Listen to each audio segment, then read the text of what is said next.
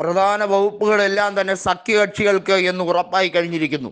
B J പിക്ക് കൈവശമുണ്ടായിരുന്ന പ്രധാനപ്പെട്ട പല വകുപ്പുകളും ടി ഡി പിയും ഐക്യജനതാദളും ഒക്കെ ചേർന്ന് അടിച്ചുകൊണ്ടുപോയി എന്ന് വേണമെങ്കിൽ പറയാം. നാണം കെട്ട ഭരണം, നിറം മങ്ങിയ ഭരണം, അതാണ് ബി ജെ പിക്കുള്ളത്.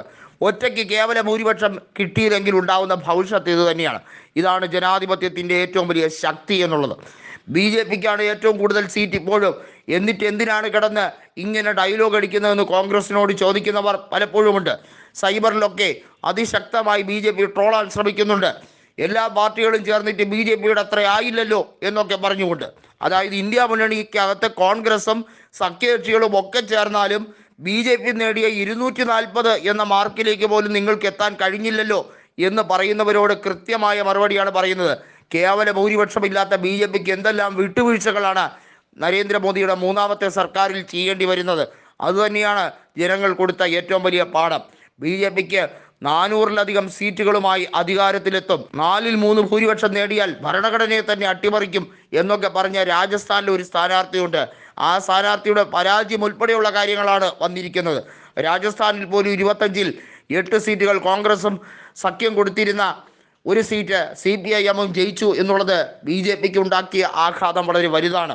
അതുമാത്രമല്ല, ഭജൻലാലിനെതിരെയുള്ള ഒരു ജനവിധി കൂടിയായി അവിടെ വസുന്ധര രാജയെ ഉയർത്തിക്കാട്ടുന്നു എന്നുള്ളത് ബി ജെ പി നേതൃത്വത്തിന് മറ്റൊരു വെല്ലുവിളിയാണ്. എല്ലാം ഒറ്റയ്ക്കങ്ങ് തീരുമാനിക്കാം. താനും അമിത്ഷായും വിചാരിച്ചാൽ ഒരു കാര്യത്തിലും ആരും ഇടപെടുകയില്ല. ബി ജെ പി കണ്ടുപിടിച്ചതും അത് കൊണ്ടു നടക്കുന്നതും തങ്ങളാണ് എന്ന രീതിയിലേക്ക് നരേന്ദ്രമോദി എല്ലാവരെയും പൊട്ടന്മാരും കഴുതകളുമാക്കി കളയാം എന്നുള്ള വിചാരം, എല്ലാവരെയും വിഡ്ഢിവേഷം കെട്ടിക്കാം എന്നുള്ള വിചാരം, അതൊക്കെയാണ് എട്ടായി മടക്കി മടിക്കുത്തിന് താഴെ വെക്കേണ്ടി വരുന്നത്. മോദിക്കും അമിത്ഷായ്ക്കുമല്ല, ഇനി അമിത്ഷായ്ക്ക് ചിത്രത്തിൽ പോലും വരാൻ കഴിയാത്ത രീതിയിൽ ഒരുപക്ഷെ മോദിയിൽ നിന്നും അകന്നു നിൽക്കേണ്ടി വരും. മോദിയുടെ കൂടെ വലം കൈയായി നടക്കുന്നവരിൽ പലരും ഇനി മാറി നിന്ന് കാഴ്ച കാണേണ്ടി വരുന്ന ഒരു രാഷ്ട്രീയ സാഹചര്യം. ഇതുതന്നെയാണ് ജനാധിപത്യത്തിൻ്റെ ഏറ്റവും വലിയ ശക്തി. ഇങ്ങനെ ഒരുക്കി കൊടുക്കാൻ ജനങ്ങൾക്ക് മാത്രമേ കഴിയുകയുള്ളൂ. രാഹുൽ ഗാന്ധിയെ പപ്പുമോൻ എന്ന് വിളിച്ച് കളിയാക്കിയവർക്കും 8ൻ്റെ പണി തന്നെയാണ് കൊടുത്തിരിക്കുന്നത്.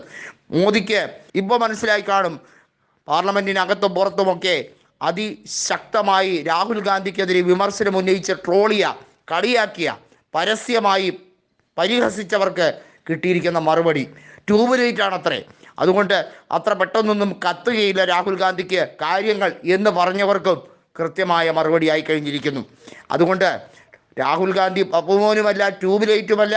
രാഹുൽ ഗാന്ധിക്ക് കിട്ടിയിരിക്കുന്നത് വലിയ വിജയമാണ്. റായ്ബറേലിയിൽ 3,90,000 വോട്ടുകൾക്ക് വിജയിച്ചു. അമേത്തി തിരിച്ചു പിടിച്ചു 1,67,000 വോട്ടുകൾക്ക് കിഷോരിലാൽ ശർമ്മ. ഇത്തരത്തിലേക്ക് പലതും ഇനി കാണാൻ കിടക്കുന്നതേ ഉള്ളൂ.